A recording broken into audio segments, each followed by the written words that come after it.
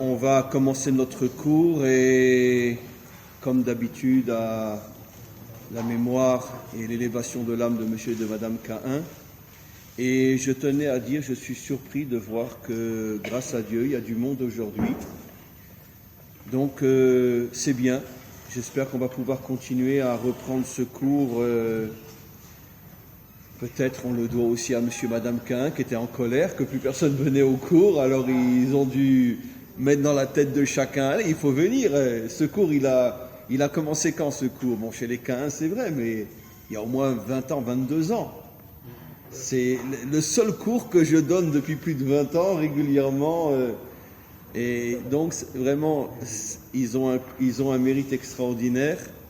Et il faut... À peu près 18 ans. 18 ans à peu près? Voilà, 18 ans. Et en tous les cas, il faut qu'on le continue ce cours tant qu'on a le droit de sortir. On sort, bon, moi j'ai pas le masque parce que je parle, mais vous avez tous le masque. On n'est pas assis les uns sur les autres. Donc, il faut vraiment essayer de continuer ce cours. Parce que vous devez aussi savoir que nous, on est ce qu'on est pour faire le cours, mais après, c'est des milliers et des milliers de personnes qui le voient dans le monde, ce cours. C'est-à-dire que en venant et en continuant ce cours, tant que la loi le permet, bien sûr, vous permettez à des milliers de personnes de participer aussi à ce cours. Et c'est un mérite inimaginable que nous avons tous de pouvoir diffuser les enseignements de la Torah dans le monde entier. Et sachez que c'est vraiment dans le monde entier. Aujourd'hui, on ne peut même plus compter les endroits où les cours sur Internet vont, mes cours ou d'autres rabbinim. Aujourd'hui, j'ai tout un groupe à Madagascar, à La Réunion, qui me suit aussi absolument, avec lesquels je fais aussi des zooms. Et vraiment, c'est absolument incroyable comment la Torah se diffuse aujourd'hui dans le monde entier. Et donc, c'est pour ça qu'un cours réel, il faut tout faire pour ne pas l'arrêter, parce que malgré tout, il y a une énergie dans un cours réel. Bon, évidemment, je peux continuer mes cours tout seul devant mon écran, mais c'est pas pareil que quand, de temps à autre, il y a un cours réel avec des personnes réelles. Ça donne une énergie qu'on ne peut pas quand on est seul. Et quoi qu'il en soit, aujourd'hui, on est dans une paracha, la paracha qui s'appelle la paracha de la vache rousse, une paracha qui contient des secrets inimaginables. Inimaginables, on pourrait en parler comme introduction, je parle, pendant plusieurs millénaires, rien que pour l'introduction. Et on n'a qu'une heure, un peu moins maintenant, donc on va essayer de choisir un thème qui est, je pense, le plus important de cette paracha. On parle beaucoup de Édom dans cette paracha. On parle énormément de Édom, c'est-à-dire de ce qu'on appelle aujourd'hui le monde occidental, le monde fondé par Esav, le monde fondé par les Romains. Et on parle beaucoup de Édom. Déjà, il y a un remèze, une allusion dans la vache rousse, para Adouma, Édom. Après, comme on va le voir, Myriam meurt à la frontière de la terre de Édom, dans l'endroit qui s'appelle Kadesh, l'endroit saint. Après... Tout de suite après, c'est Aaron qui meurt aussi à la frontière de Édom. Encore un lien avec Édom. Et puis, bon, ce fameux passage par lequel on va commencer, où Moshe demande à Édom de le laisser passer dans son territoire. C'était avant que soit fondé le monde occidental par Édom. Vous savez que d'après notre tradition, quel est le lien entre Édom? Édom, c'est tout ce qu'on appelle plus ou moins la Jordanie aujourd'hui jusqu'à... Enfin non, la moitié de la Jordanie jusqu'à Eilat. C'est ça Édom. D'accord? Quel est le lien entre Édom et le monde occidental? De quel droit nos maîtres ont-ils dit que le monde occidental a été créé par Édom? Alors, il y a une raison historique très, très, très, très claire que pratiquement les nations ne connaissent pas, mais c'est nous qui avons raison. À l'époque du roi David, comme on le sait, Édom était constamment en guerre avec Israël, et pendant toute l'époque des juges, des shoftim, on prenait énormément de coups de Édom, et quand est arrivé le roi David, il a décidé de mettre fin à ces guerres qui duraient depuis 500 ans avec Édom, pas que Édom, il y avait les Philistins, avec Moab, etc., mais Édom aussi. Et donc, il a envoyé son général Yoav, et bon, à l'époque du roi David, l'armée d'Israël était d'une puissance inimaginable, et ils sont arrivés à détruire complètement Édom. Et ils l'ont vraiment rayé de la carte, mais des centaines de milliers d'Édomites sont arrivés à s'enfuir, et ne sont pas tombés sous le glaive de Yoav. Et il y a une grande partie aussi qui a demandé la conversion, qui est arrivée en Israël. Ça, c'est le Malbim qui nous l'explique. Il y a des milliers de Édomites qui ont voulu faire la paix avec Israël et ils ont été acceptés, ils se sont convertis. Et bon, ils sont rentrés complètement dans Israël. Des centaines de milliers qui ont fui Édom en passant par l'Égypte, puisque ça descend jusqu'à Élat. Donc ils sont passés par l'Égypte et à partir de là, une grande partie d'entre eux sont restés en Égypte et une autre grande partie ont traversé la Méditerranée, sont arrivés en Europe. Et ils font partie des fondateurs, pas les seuls, pas uniquement, mais ils font partie des fondateurs de ce que va devenir après l'Empire romain. Et c'est de là que notre tradition dit que Édom est lié finalement à la création de l'Empire romain, donc du monde occidental, puisque au départ, énormément d'Édomites se sont retrouvés en Italie et ont participé à la création donc de l'Empire romain. Ça, c'est une chose que on n'enseignera jamais dans l'histoire européenne, mais c'est notre tradition qui est juste, et un jour le monde entier le reconnaîtra. Et donc, je reviens maintenant à notre paracha. Moshe demande à Édom de le laisser traverser son territoire pour entrer en Israël. C'est un très très grand raccourci. Et Édom refuse. Alors, il y a une phrase très très très étonnante qui contient des secrets inimaginables que Moshe utilise pour parler à Édom. Il lui dit « Bederer ameler neler, lo nasur yaminu smol » On prendra, si tu nous laisses rentrer dans ton territoire, ne t'inquiète pas, Bederer ameler neler, mot à mot, on passera par le chemin du roi et on ne déviera pas ni à droite ni à gauche. On passera par le chemin du roi. Alors évidemment, tous les commentaires se posent la question, qu'est-ce que c'est cette phrase stupide? Il dit, on traversera ton pays et ne t'inquiète pas, on n'ira ni à droite ni à gauche, ça veut dire ne t'imagine pas qu'on va commencer à faire du tourisme, etc. Non, on veut juste traverser, c'est tout. Pourquoi utiliser l'expression Bederer Ameler? Par le chemin du roi, on passera. Alors évidemment, vous savez tous et toutes que la Torah est appelée Pardes, le jardin, qui sont les initiales de P, Pshat, le premier sens, Resh, Remez, le sens allusif, après Drash, une recherche beaucoup plus profonde, jusqu'au Sod, Pardes, le Sod, les secrets. Et donc évidemment, la grande majorité des Juifs, et ne parlons pas de ceux qui ne lisent la Torah qu'avec une traduction, restent au premier niveau et n'ont pas du tout accès à tous les secrets cachés dans la Torah, qui sont en vérité l'essentiel de la Torah. Alors bien sûr, nos maîtres commencent à nous expliquer qu'est-ce qui lui prend à Moshe de parler à Esav et de lui parler du chemin du roi.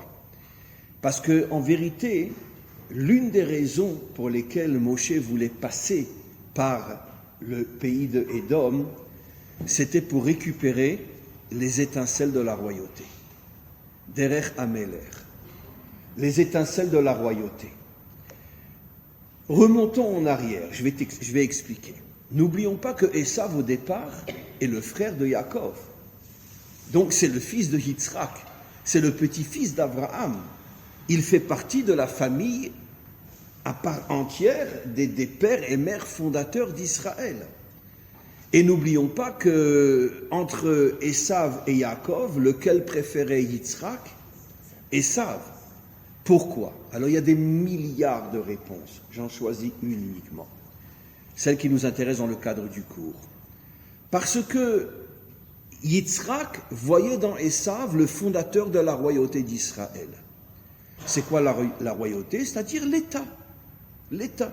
Ceux qui dirigent, etc. Et pourquoi il voyait dans Esav le fondateur de la royauté d'Israël? Ça veut dire ceux qui allaient permettre à Israël de devenir une nation et de pouvoir être protégé par un pouvoir actif, fort et puissant, parce qu'un pays qui n'a pas à sa tête des dirigeants forts et puissants étant toujours en voie de disparition, toute l'histoire humaine nous le prouve. Et donc pourquoi Esav? Parce que Esav était un homme fort, Esav était un guerrier. Esav était un homme fort, un guerrier, alors que Yaakov, lui, représente plutôt l'aspect spirituel. Ishtam Yoshev Ohalim. En vérité, quelle était l'idée de Yitzhak au départ? Je l'ai expliqué des milliers de fois, mais on ne se lassera jamais de le répéter. Yaakov était censé représenter l'âme du peuple juif, et Esav était censé représenter le corps du peuple juif, sans faire la moindre allusion au fait que le corps est moins important que l'âme. Pas du tout, du tout, du tout. Dans un homme équilibré, le corps est aussi important que l'âme. C'est-à-dire la vie matérielle, lorsqu'elle est propre, morale, elle est aussi importante que la vie spirituelle. Il faut les deux, le corps et l'âme. En tout cas, dans la vision thoraïque authentique, l'âme n'est pas du tout considérée comme étant supérieure au corps, lorsque le corps est propre, bien évidemment, au point que dans la chassidoute, on va jusqu'à dire que dans le monde à venir, le corps sera même au-dessus de l'âme. Ça nous paraît fou, une pensée pareille. Mais le corps sera au-dessus de l'âme. Ça veut dire que le corps va dégager des énergies spirituelles plus puissantes encore que celles qui sont dans l'âme. Ça va être une révolution incroyable, puisqu'aujourd'hui on voit la matière, le corps, comme étant la matrice de tout ce qui va mal dans le monde. Mais nos maîtres nous révèlent déjà depuis des millénaires qu'un jour viendra où lorsque le corps sera purifié, il s'élèvera au-dessus de l'âme. Donc Yitzhak, qui bien sûr savait ça, voulait engager toute son éducation dans Esav pour que Esav devienne le leader d'Israël, qu'il protège Israël, qu'il se batte pour Israël et qu'il construise une nation forte qui aura à la fois une âme, Yaakov, et un corps, Esav. Malheureusement, Esav n'a pas voulu, et au contraire, il l'a exprimé d'une manière absolument incroyable, parce que comme je l'ai expliqué dans d'autres cours, je pense l'avoir expliqué ici aussi, il me semble, la semaine dernière, le problème des gens forts, c'est quoi le problème des gens forts? C'est qu'ils ont un ego terrible. C'est très dur de dire à un champion olympique, à un géant dans la high-tech, ou à un géant dans la finance, ou à un géant dans le militaire, sois humble. C'est pas évident. C'est pas évident, parce que quand tu as une puissance comme ça te monte à la tête. Alors, c'est ce qui s'est passé avec Esav. Et Esav, quand il a vendu son droit d'aînesse, rappelez-vous la phrase qu'il dit, c'est un verset explicite, il dit « Anochi olech lamut lamazeli bechora » Je vais vers la mort, en quoi j'ai besoin de la bechora? Commençons par expliquer ce que c'est la bechora. La bechora, c'est le service au temple, d'accord, avant qu'elle ne soit donnée au Kohanim. Mais au départ, c'était prévu que c'est le Bechor, l'aîné, qui sert au temple. Après, quand il y a eu la faute du Vaudor, c'est passé au Kohanim.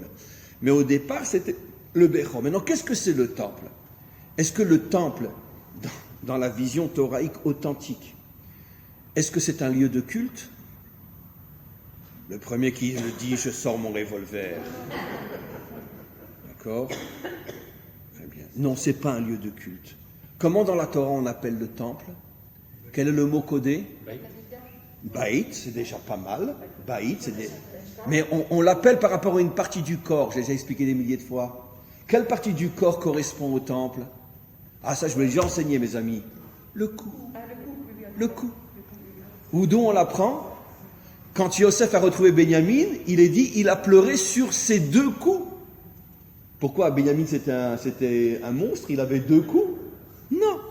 Mais ça fait allusion au fait qu'il a pleuré sur les deux destructions de temples qui vont être construits sur le territoire de Benyamin. Et de là, on voit que le temple est appelé le cou.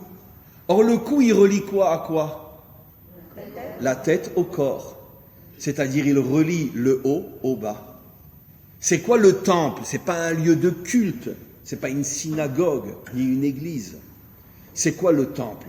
C'est l'endroit qui permet le chibour, le lien entre le monde d'en haut et le monde d'en bas, entre l'âme et le corps, entre Dieu et la matière. Ça, c'est la vision juive authentique. Il n'y a pas Dieu en haut, et puis la matière, c'est pour les méchants. Non. Dans la vision thoraïque, Hachem veut s'unir à ce monde, et ce monde doit s'unir à Dieu, comme l'âme qui est dans le corps. Et donc, le temple présente le chibour entre Dieu et son monde. Et quand il n'y a plus de temple, ça veut dire qu'en vérité, c'est le monde de la mort. L'âme s'est séparée du corps. Qu'est-ce que c'est la mort? L'âme est en haut et le corps est sous terre. Le corps est complètement dans la matière, il n'est que matière, et l'âme est retournée en haut. Maintenant, vous comprenez, quand Esav dit « Anochi olech lamut », d'après notre tradition, quel âge avait Esav quand il a dit « je vais vers la mort » Il avait 15 ans. Un gosse de 15 ans, il parle de la mort, franchement. Ben non, il parle de s'amuser, il ne parle pas de la mort, il parle de la vie. Pourquoi il parle de la mort? Parce que Esav a voulu nous faire comprendre que son idéologie, c'est l'idéologie de la mort, la séparation entre l'Église et l'État. Comme chez nous, la séparation entre la synagogue et l'État. Le bon Dieu en haut et les puissants en bas. Quel est le premier sur terre qui a dit au bon Dieu, reste là-haut et fous-nous la paix? Comment il s'appelait? Il a fait une grande tour. Non, il a fait une grande tour. Nimrod, c'est lui le premier qui a fait une tour. Et Rachid nous dit, le but était de monter en haut de la tour et de dire à Dieu, reste là-haut, ne descends pas en bas. C'est lui le fondateur de l'idéologie de la séparation entre le monde d'en haut et le monde d'en bas. Et après, ça a été repris par Esav. Et c'est le monde occidental qui a commencé avec la Révolution française. La séparation entre l'Église et l'État, traduit dans un langage plus moderne, la séparation entre Dieu et son monde. Maintenant, pourquoi Esav dit non, je ne veux pas accepter de suivre Yitzhak? Parce que s'il avait accepté de suivre Yitzhak, ça veut dire qu'il aurait dû s'unir à Yaakov. Yaakov est son âme et lui est le corps. Mais la Knesset aujourd'hui ne veut absolument pas du bêta Knesset. D'accord? Même s'il y a des partis religieux à la Knesset, tout simplement pour le pognon, pour le fric et le pouvoir. Non, mais j'aurais pas dû le dire. Mais c'est pas pour la religion, ils n'en ont strictement rien à faire de la religion, les partis religieux qui sont à la Knesset. Et donc automatiquement, les partis religieux qui sont à la Knesset aujourd'hui, c'est comme avant la Révolution française, l'alliance entre la noblesse et le clergé. Ça veut dire pognon, pognon et rien que pognon. C'est tout, c'est que ça. Et le pouvoir et le pognon. Maintenant, la vraie Torah, elle n'a pas de place à la Knesset. La vraie Torah, elle n'a pas de place à la Knesset. Pourquoi? Parce qu'on vit dans un monde, même en Israël, un monde occidental qui est fondé sur la séparation entre le culte et l'action. Séparation totale. Et qui c'est qui l'a dit? C'est Esav. C'est comme s'il disait à son père, papa, je suis désolé, mais moi, je ne m'unis pas avec Yaakov. Moi, je prends ce monde, et lui, il prend l'autre monde. Et c'est exactement ce que le Midrash nous dit. Quand ils se battaient dans le ventre de leur mère, on dit qu'ils se battaient dans le ventre de leur mère, d'accord? Yaakov disait, d'accord, allez viens, on s'associe et on prend ensemble les deux mondes. Moi je représente le monde d'en haut, tu représentes le monde d'en bas et on s'unit. Et Esav lui répondait, toi reste en haut, fiche-moi la paix, et moi je suis en bas, fiche-moi la paix. Le monde occidental. Voilà. Et donc, malgré tout, si au départ Esav était prévu comme celui qui possédait les étincelles de la malchoute, de la royauté, elles sont toujours chez lui. Quelle est la civilisation la plus puissante de toutes les civilisations qui n'ont jamais existé? La civilisation occidentale. Hein. C'est vrai qu'on va peut-être encore assister à sa disparition, mais elle aura été la plus puissante de toutes. Elle est montée jusque sur les étoiles, et plus. On a, il y a des millénaires, un midrash, vous imaginez la vision des maîtres d'Israël, la fameuse échelle de Yaakov, que j'ai expliqué des milliers de fois, où chaque ange qui montait et qui redescendait faisait allusion à une civilisation qui va monter et descendre, jusqu'à ce qu'arrive l'ange de Esav. Et Yaakov voit monter l'ange, il le voit monter, il atteint les étoiles. C'est un midrash qui a plus de 2300 ans. Et Yaakov dit à Hachem, je comprends, il ne va pas redescendre, lui, ils sont tous redescendus. Et Hachem lui répond, après qu'il ait atteint les étoiles, il redescendra. Et c'est ce qu'on voit aujourd'hui. C'est incroyable comment, il y a plus de 2000 ans, les maîtres d'Israël pouvaient prévoir que Esav allait atteindre les étoiles. Qui pouvait l'imaginer il y a des millénaires? Oui. Ah, bien sûr, et c'est les mêmes lettres que Adam aussi. L'humanisme. Dans Édom, c'est Adam, avec un vav, l'humanisme. L'humanisme, la civilisation occidentale. C'est plus Dieu, c'est l'humanisme. Voilà. C'est incroyable comment, dans chaque mot dans la Torah, on a tout. Donc je reviens maintenant. Moshe savait que pour pouvoir construire la royauté d'Israël, il faut un lien avec Esav. Vous savez que quand le Mashiach va se dévoiler, ça il ne faut surtout pas l'enregistrer parce que qu'est-ce qu'on va avoir comme problème? Déjà la Judée et la Samarie ne veulent pas nous le donner, alors imaginez. Donc je ne l'enregistre pas. qu'est-ce qu'il va faire le Mashiach? Il va rajouter 3 terres à Israël. Édom, Moab et Ammon. Ça veut dire tout le côté est du Jourdain. Et pourquoi le Mashiach va rajouter ces 3 terres? Pourquoi? Parce que tant qu'on n'a pas Édom, on ne peut pas avoir une vraie Malchoute. Toutes les énergies de la Malchoute se trouvent du côté est du Jourdain. Maintenant, je vais vous révéler un secret. Celui-là, on peut l'enregistrer. C'est pour ça que c'est très important d'aller régulièrement à Eilat. Sauf en été, parce que pour les yeux, c'est très dur. Mais en hiver, c'est très important d'aller à Eilat. Pourquoi? Parce que quand on est à Eilat, on est à Édom. Eilat, c'est pas Israël. C'est le territoire de Édom.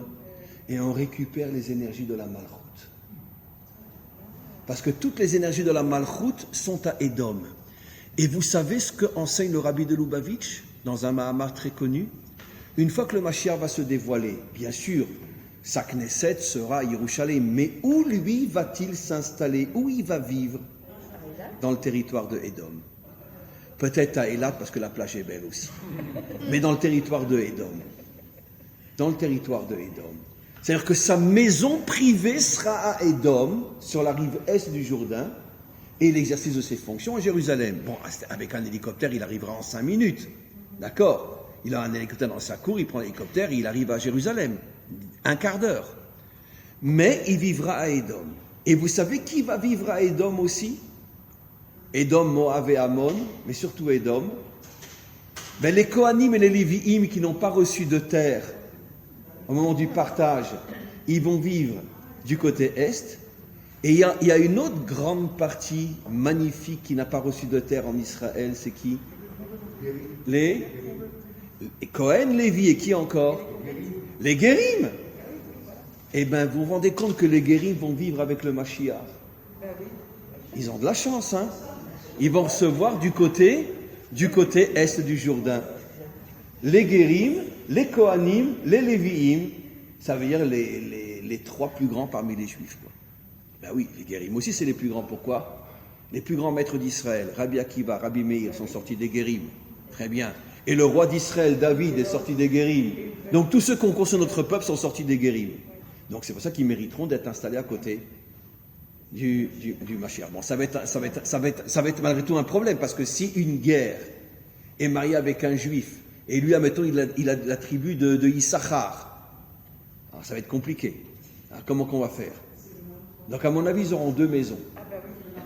Une à Édom et une dans Issachar. Ils feront des allers-retours. Comment? Ils auront les moyens. À l'époque du Mashiach, on aura des gros moyens, ne vous inquiétez pas.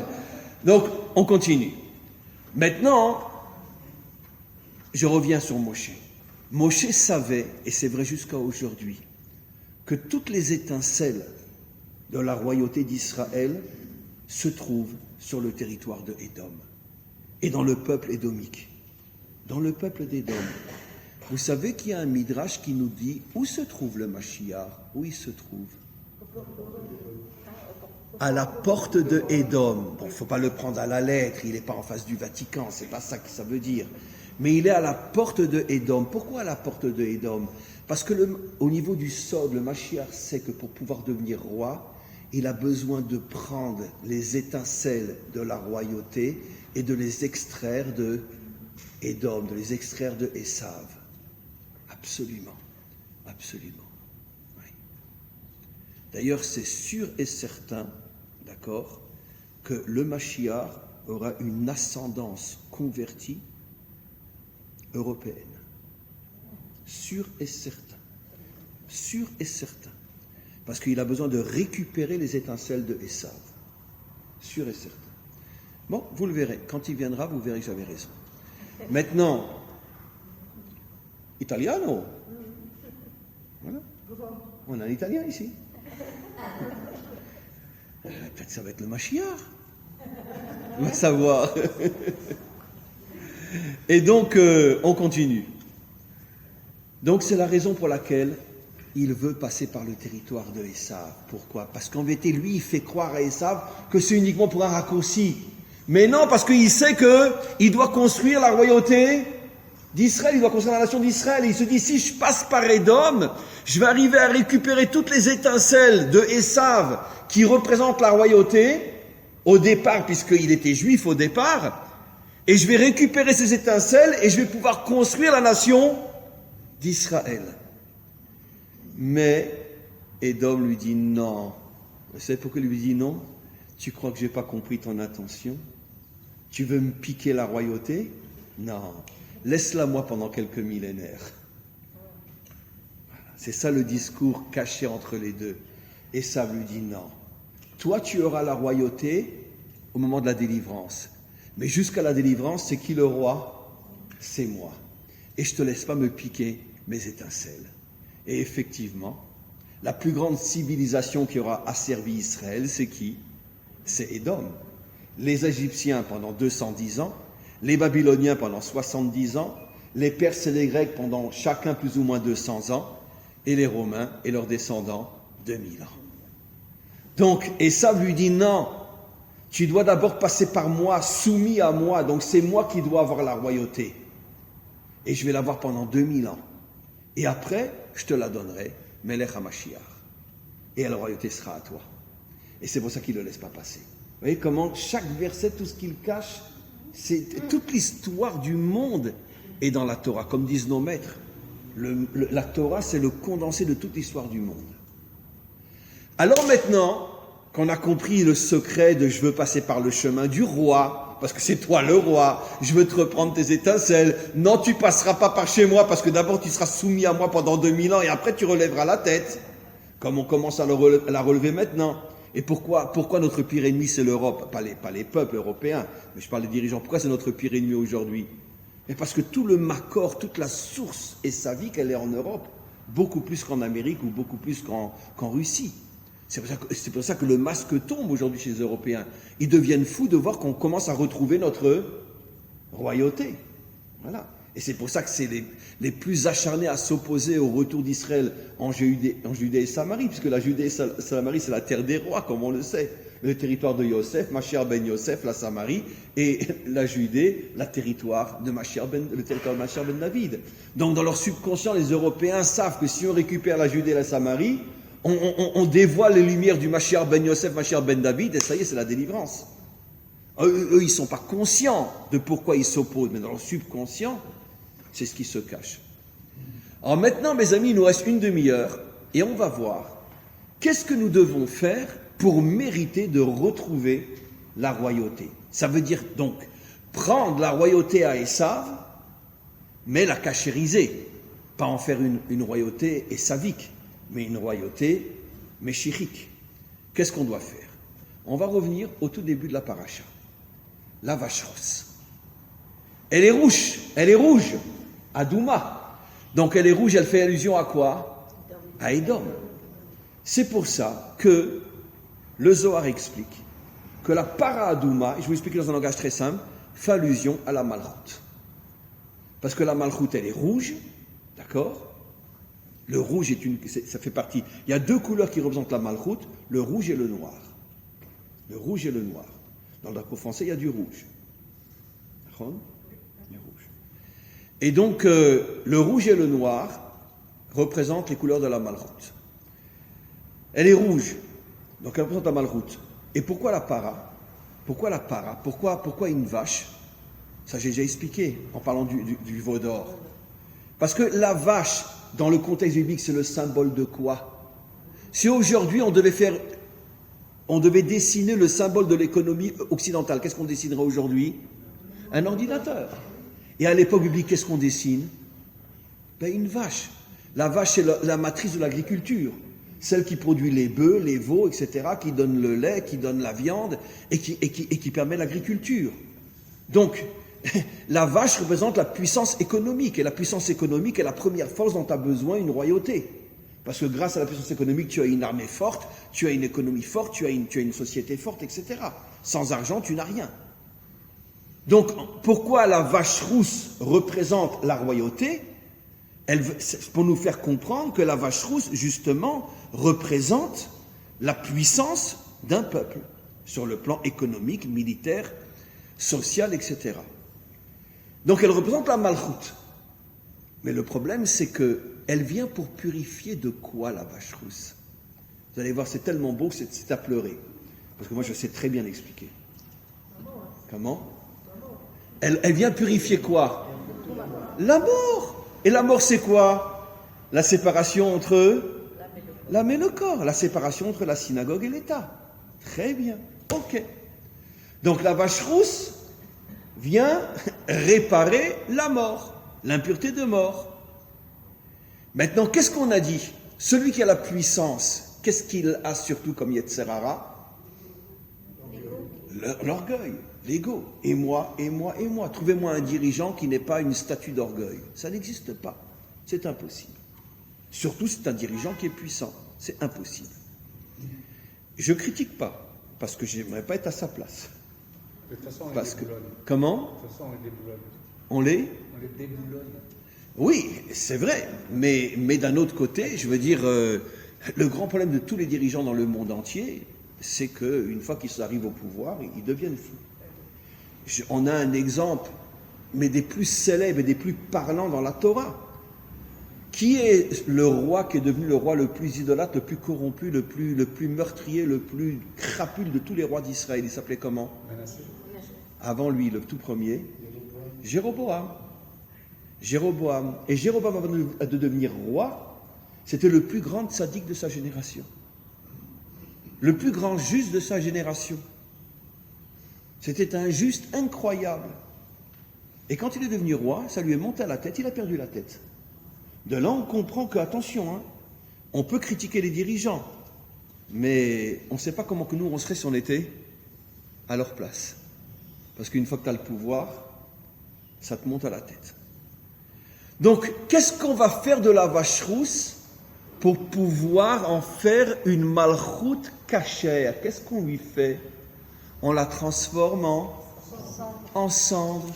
Qui c'est qui a dit « Je suis de la poussière et de la cendre » Abraham, Anochi Afar Ve'efer, a dit à Abraham devant Hachem, Anochi Afar Ve'efer, ça veut dire que je suis rien. Je suis comme de la poussière. La poussière, elle représente quoi? Le contraire de l'ego, c'est quoi?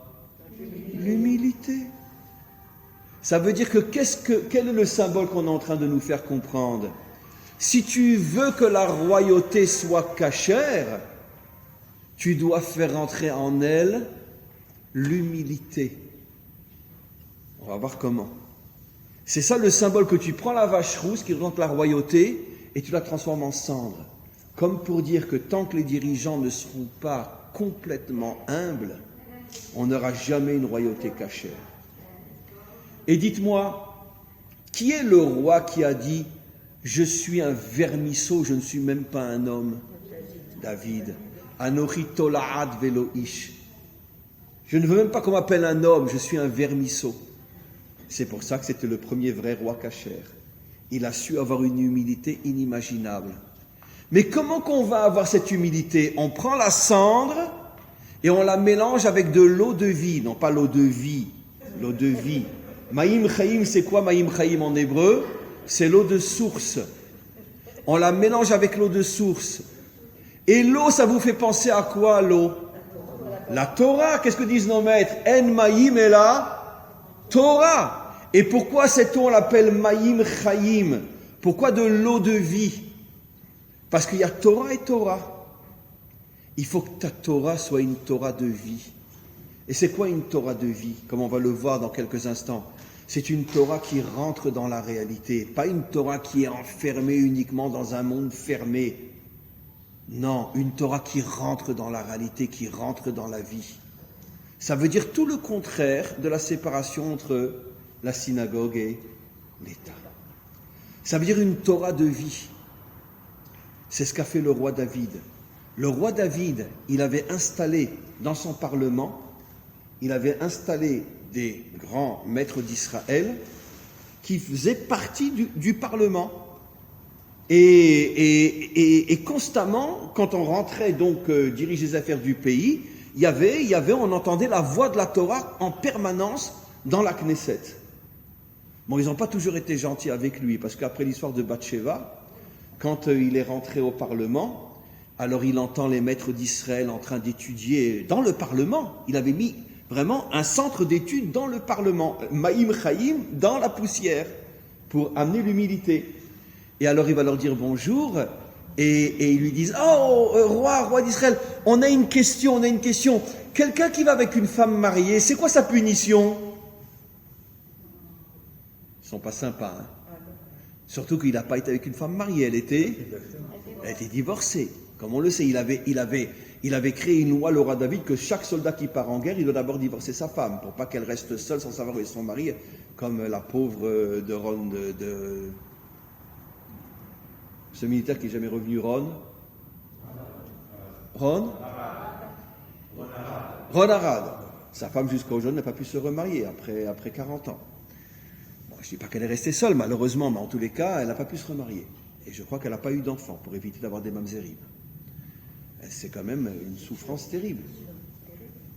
Et donc, le roi David avait institué, je ne comprends pas pourquoi on ne le fait pas nous, il avait institué que chaque homme qui part à la guerre, de peur qu'il soit prisonnier ou qu'il disparaisse et qu'on ne sait pas où il est, que sa femme ne pourra pas se remarier, il donne un guet à sa femme. Bon, mais pourquoi ils lui ont dit un homme qui va avec une femme mariée, quelle est sa punition? Pourquoi? Parce que même si elle était divorcée techniquement, elle aimait toujours son premier mari. Et donc elle espérait qu'il reviendrait, qu'il pourrait se remarier. Donc au niveau, on pourrait dire, spirituel, ils étaient toujours mariés. Et donc qu'est-ce qu'il leur a répondu? Il leur a dit, je vais vous expliquer.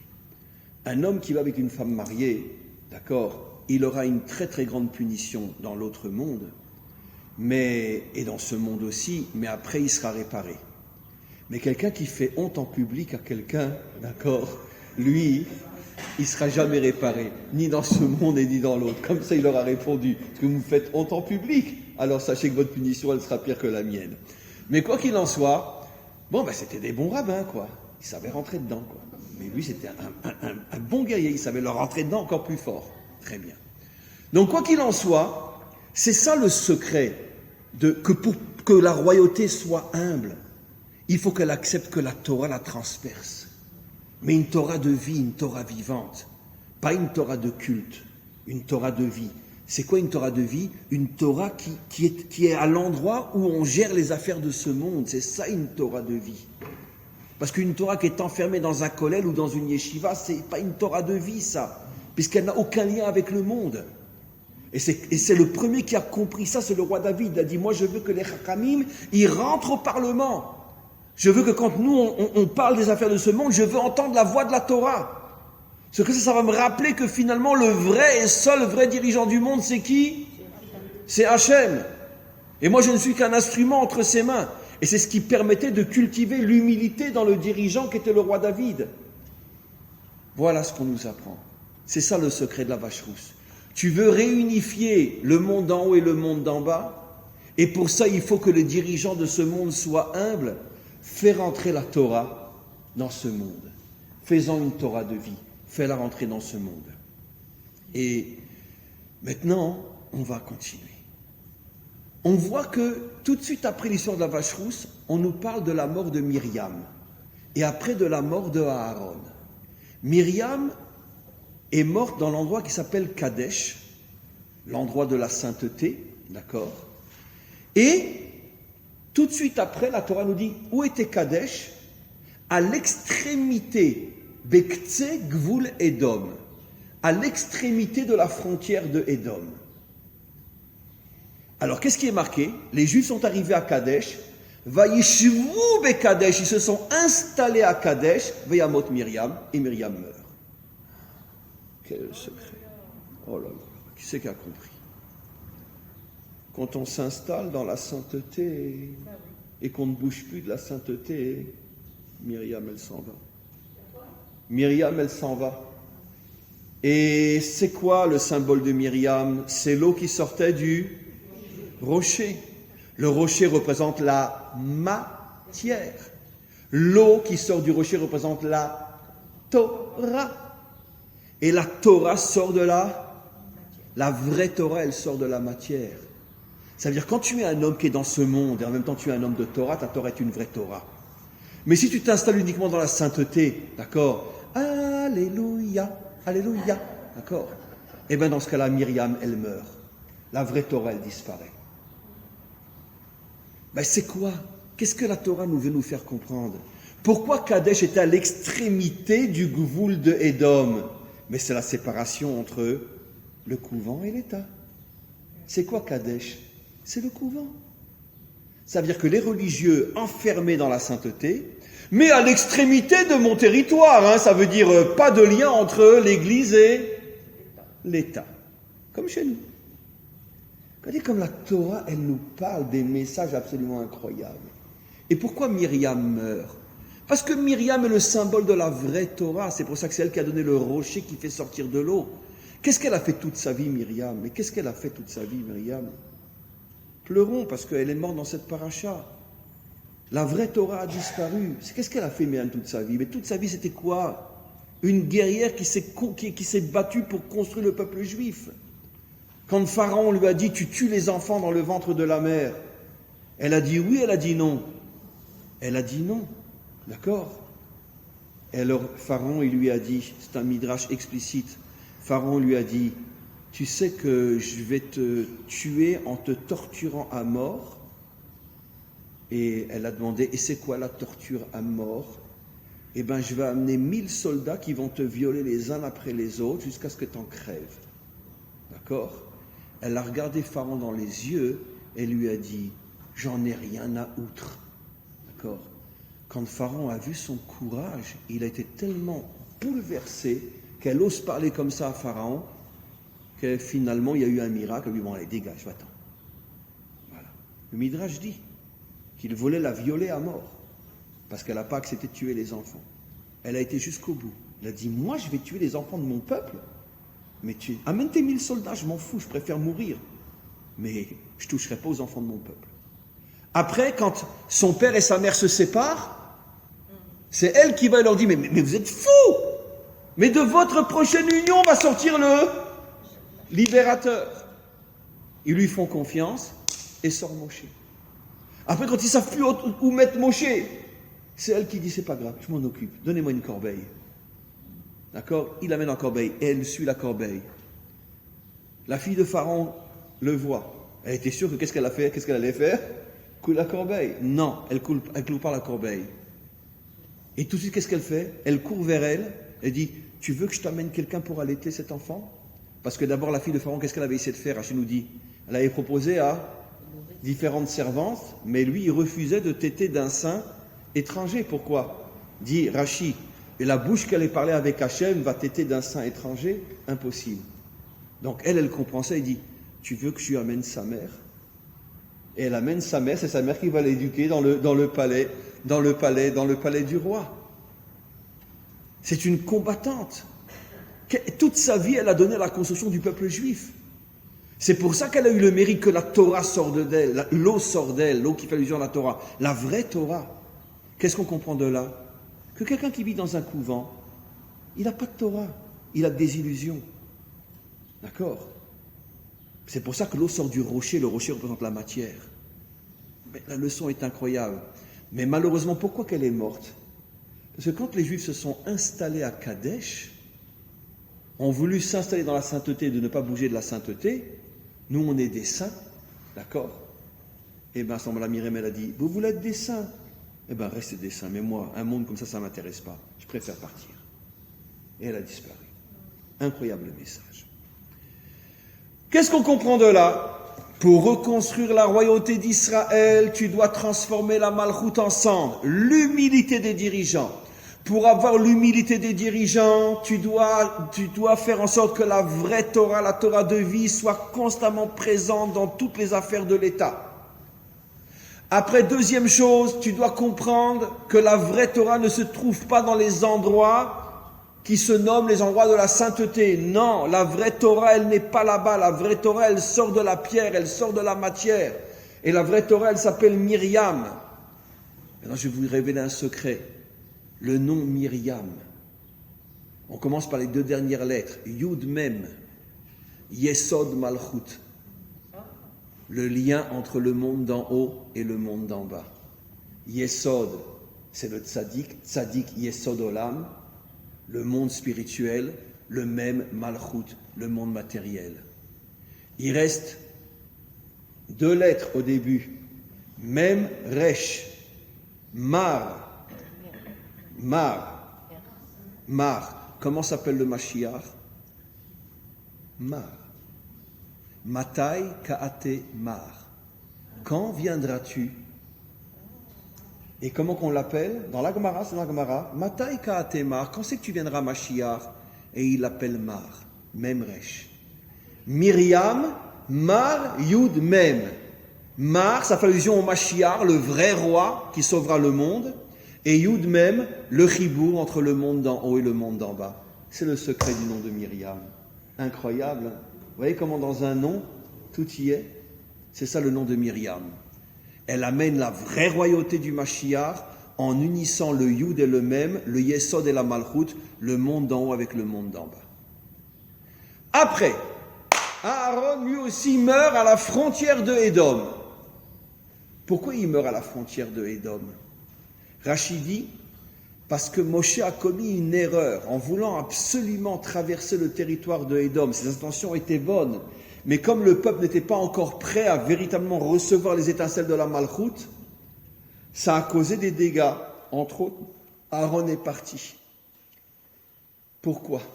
Quelle est la qualité essentielle que doit avoir la Malchut? La Gvura, la force, la puissance. Et Aaron, on l'a déjà expliqué, représente quelle qualité?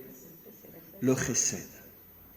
Maintenant, comment une vraie Malchut doit fonctionner? Elle doit avoir la Gvura, mais elle doit aussi avoir le Chesed. C'est-à-dire quoi le Chesed? On va l'expliquer tout de suite. Mais une mauvaise Malchut, elle n'a que la Gvura, elle a la puissance, mais elle n'a pas le Chesed. Quoi, la France n'a pas le Chesed? Les allocations logement, social, familial, etc. Mais non, beaucoup plus qu'en Israël. Hein. Je veux dire, quel est le meilleur métier au monde en France? Avoir au moins 6 gosses, tu n'as plus besoin de travailler. Ben ouais. Bon, je ne sais pas si c'est encore comme ça, mais moi je raconte toute cette histoire, je connaissais, j'avais un ami, bon, il y a 30 ans, et ça fait presque 30 ans que j'ai quitté la France. Mais j'avais un ami qui était un dentiste, un des plus connus de Paris. Mais c'était un orthodoxe, et il avait 9 gosses. Une histoire authentique. Hein. Peut-être qu'il écoutera ce cours, il me dira, c'est moi, parce que je ne l'ai pas vu depuis 30 ans. Je ne sais même pas où il est d'ailleurs. Un jour, il vient, il me dit, tu sais, Chaim, j'arrête de travailler. Je lui dis, comment t'arrêtes de travailler? Un dentiste, il était médecin ou dentiste, je ne me rappelle plus. Je lui dis, bon, un médecin, quand t'arrêtes de travailler? Il dit, ouais, je vais maintenant, je rentre, j'en ai marre, je vais étudier. Je lui dis, mais attends, mais avec tout ce que tu gagnes comme argent, tu vas étudier? Il dit, écoute, Chaim, j'ai fait mes comptes. Avec 9 gosses, je gagne plus d'argent qu'en étant même un dentiste célèbre à Paris. Et il a fait les calculs, il m'a montré avec tous les impôts qu'il paye, machin, etc. Il m'a dit, si j'arrête de travailler avec mes 9 gosses, j'ai plus d'argent que si je travaille. Et il a arrêté de travailler, il s'est mis au kollel. D'accord. Non, ça c'était il y a 30 ans, je ne sais pas si c'est encore vrai maintenant. Mais en tout cas, il y a 30 ans, tu avais 9 gosses, tu n'as pas besoin de travailler.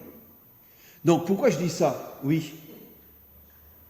Par rapport à la France et la recette de la France, comme vous venez de... Oui, mais je n'ai pas terminé d'expliquer, justement. Je tends un piège.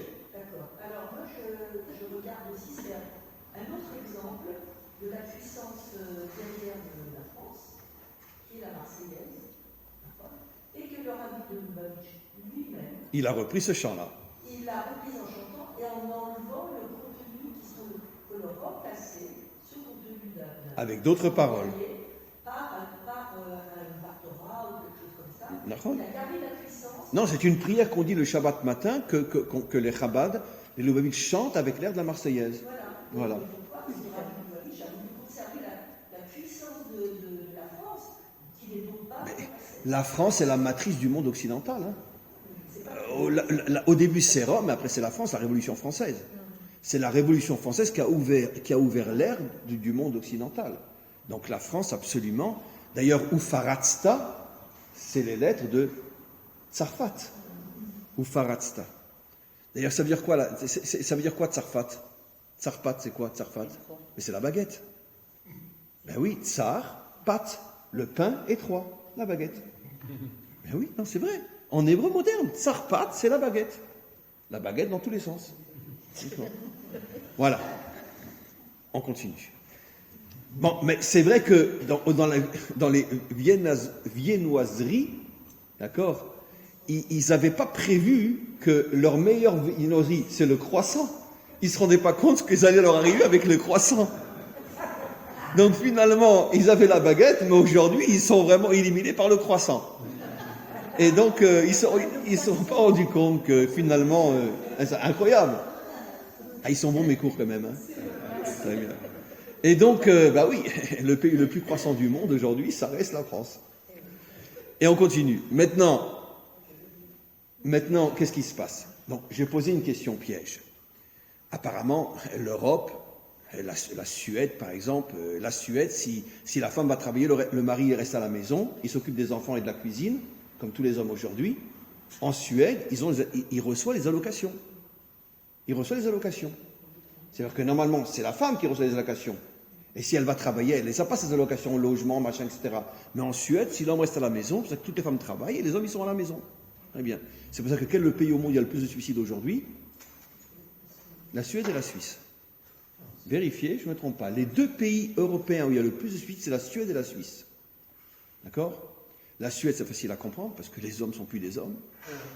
Et la Suisse, c'est un peu plus compliqué, mais c'est un autre cours. Mais quoi qu'il en soit, regardez maintenant ce que dit la halakha chez nous.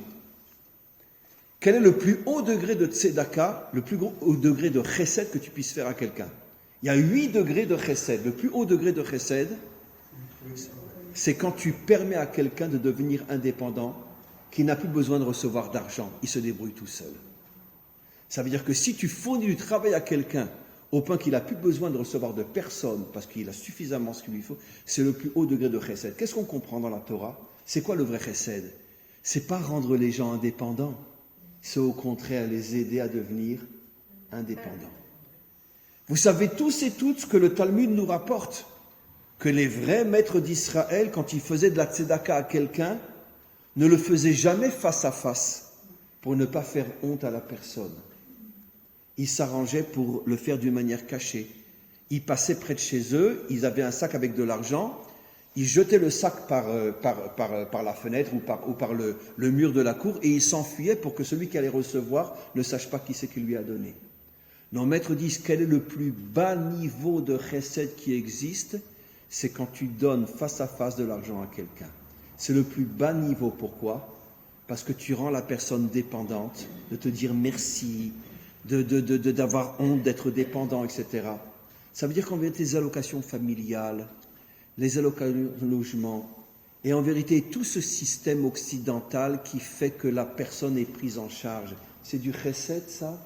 Non, c'est pas du chesed. C'est comme le cinéma, la télévision et le cirque. Ça veut dire quoi? Tu en fais un faible qui te fiche la paix. Et comme ça, tu peux continuer à t'en mettre plein les poches sans que personne ne te dérange. C'est pas ça le chesed. Le vrai chesed, c'est aider les gens à devenir indépendants, devenir forts, devenir guerriers. J'ai besoin de personne, je me débrouille tout seul. Mais ça, les dirigeants ne sont pas intéressés à le faire. Pourquoi? Parce que si le peuple a cette force, le peuple va commencer à se poser des questions, mais qu'est-ce que les dirigeants font? Mais quelqu'un qui a les allocations familiales, logement, trucs, machin, etc., il est content, là, faites ce que vous voulez, moi, je m'en fous, continuez à me donner. Ça fait partie du système de la transformation des hommes en moutons. C'est pas ça le vrai chesed. Donc Aaron, lui, il représentait le vrai chesed. Ça veut dire le chesed qui permet aux hommes de ne plus dépendre de personne. C'est ça le vrai chesed. C'est pour ça qu'il y a un verset que vous connaissez toutes et toutes qui dit « Olam chesed yibane ». Le monde sera construit par le chesed, et par le vrai chesed. Donner aux hommes et aux femmes la possibilité d'être indépendants et ne de dépendre de personne. C'est ça le vrai chesed. D'accord? Donc sachez qu'à partir d'aujourd'hui, même si vous retenez que ça de ce cours, à chaque fois que vous donnez main dans la main de l'argent à quelqu'un, même s'il en a besoin, vous êtes au ras des pâquerettes au niveau du chesed. C'est le plus bas chesed qui existe. Voilà, bon, c'est toujours mieux que de ne pas donner. Mais sachez que vous êtes au premier niveau du chesed. Vous voulez faire du vrai chesed? Eh bien, donnez à quelqu'un même une grosse somme sans qu'il ne saura jamais que c'est vous qui lui avez donné. C'est dur, hein, parce que nous, on a envie, il faudrait que tu saches que c'est moi qui t'ai donné les 1000 euros quand même. Hein. Non. Ça, c'est pas du chesed. Donnez-lui 1000 euros et toute sa vie, il cherchera, mais qui m'a donné cet argent-là? Et vous lui direz jamais. Ça, c'est un niveau très haut de chesed. Et le plus haut de tous, trouvez-lui du travail. Ça, c'est le plus haut niveau. Vous lui avez rien donné, mais vous l'avez aidé à devenir indépendant. Ça, c'est le vrai chesed. Ok. Donc maintenant, on comprend pourquoi Aaron est mort à la frontière de Édom. Parce que Édom, lui, il va construire un système dans lequel il y aura de la charité, mais de la charité qui te transforme en esclave, en homme dépendant. Et Aaron, qui représentait tout le contraire, quand il s'est retrouvé à côté de Édom, il est mort, comme pour dire que Édom et le chesed, ça ne va pas ensemble. D'accord ? Il y a un pays, malgré tout, qui lui, est anti-chesed, anti-charité. Comment il s'appelle ce pays ? Très connu. C'est les... John Wayne, cowboy. Oui, plus cruel que les États-Unis, il n'y a pas. Hein. Là, c'est marche ou crève. C'est vrai que le système israélien est très proche du système américain. Chez nous aussi, c'est marche ou crève. Alors, là-bas, c'est un petit peu exagéré, parce que, je veux dire, vous savez très bien que si vous n'avez pas des millions, si vous rentrez dans un hôpital en Amérique, dites au revoir à votre femme et vos enfants, parce que vous ne les reverrez plus. Parce que rentrer dans un hôpital en Amérique, c'est décider de mourir. Je parle des hôpitaux publics. Si vous êtes millionnaire, il n'y a aucun problème. Donc c'est vrai que le système américain, lui, il est fondé aussi, mais là-bas, c'est poussé à l'extrême. Il est fondé sur tout le monde se débrouille. Personne ne dépend de personne. Il n'y a pas d'aide, il n'y a rien en Amérique. Rien. Mais là, c'est l'extrême. C'est-à-dire, l'Europe, c'est la dépendance. Les États-Unis, c'est l'indépendance totale. Et la Torah se trouve juste au milieu. Ça veut dire, il y a 8 niveaux de chesed. Mieux vaut donner, même face à face, que de ne pas donner du tout, comme aux États-Unis. Mais d'un autre côté, on nous dit, mais si tu peux le rendre indépendant, c'est encore mieux que de lui donner face à face. C'est toujours le problème du juste milieu, qui est le plus difficile à trouver. C'est difficile Voilà. de ne pas donner quand on te demande. Bien sûr, c'est difficile de ne pas donner. C'est ça le juste milieu, quand on te demande. Mais d'un autre côté, s'il ne te demande pas, mais tu sais qu'il est dans le besoin, arrange-toi pour lui donner sans qu'il sache que ça vient de toi. Et ça, c'est pas évident de le faire. Surtout si on veut lui donner une somme conséquente, c'est pas évident. Donc, en tous les cas, je résume, on a terminé. Quelles sont les différentes conditions pour arriver à un gouvernement qui sera celui de la délivrance? L'humilité, la cendre, grâce à la présence constante de la Torah authentique, la Torah de vie, dans toutes les affaires de l'État. Troisième chose, interdiction de s'installer dans la sainteté, comme si c'était une finalité. Non, l'homme n'a pas été créé pour s'installer dans la sainteté. Il a été créé pour amener la sainteté dans le monde matériel, mais pas pour être, comme le dit verset, à l'extrémité du territoire de Édom. Ça veut dire le Parlement et le couvent. Non. Ou la Knesset et la Yeshiva. Non. Ça doit être ensemble. Là où il y a le Parlement, il y a la Yeshiva. Là où il y a la Yeshiva, il y a le Parlement. Les deux doivent être ensemble. Et jamais séparés. Ça, c'est la deuxième condition. Et enfin, la dernière condition, un gouvernement doit être fondé sur le chesed. C'est-à-dire donner au peuple la possibilité de devenir indépendant, tout en l'aidant tant qu'il n'a pas encore cette indépendance. C'est-à-dire ni les États-Unis qui n'aident personne, ni l'Europe qui transforme tout le monde en mouton. Le juste milieu. Tu aides, mais dans le but de le rendre indépendant, au point qu'il n'ait plus besoin de ton aide. Voilà. Et donc, pour terminer avec une belle parole, l'espoir fait vivre. Et Bezrat Hashem, un jour on y arrivera. D'accord ? Mais l'espoir fait vivre quand même. Oui. N'oubliez pas votre participation.